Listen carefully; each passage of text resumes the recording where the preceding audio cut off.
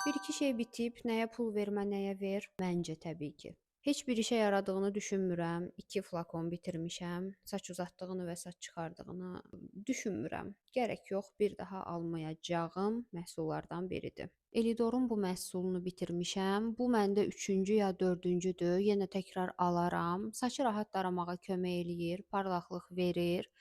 Qoxusu da gözəldir. Yəni bu tip məhsullardan təbii ki, möcüzə gözləmirik, amma öz öhdəsinə düşəni yerinə yetirir. Body Shop'un skrabını bitirmişəm.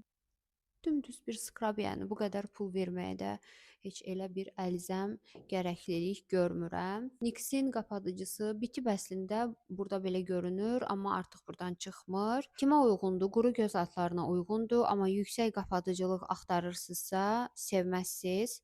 Çünki qapadıcılığı mənə görə zəif orta arasıdır. Amma yüngül su kimi belə xəfif bir məhsul axtarırsınızsa, ola bilər. Və son olaraq Batiste-in quru şampunu. Əgər məni tanıyırsınızsa, yüksək ehtimal bunu məndə ən az 15 dəfə bitənlərdə görmüsüz. Çünki mən bundan başqa quru şampun məhz orijinal yazılan variantını daha çox bəyənirəm. Ən çox işə yarayan da məncə budur.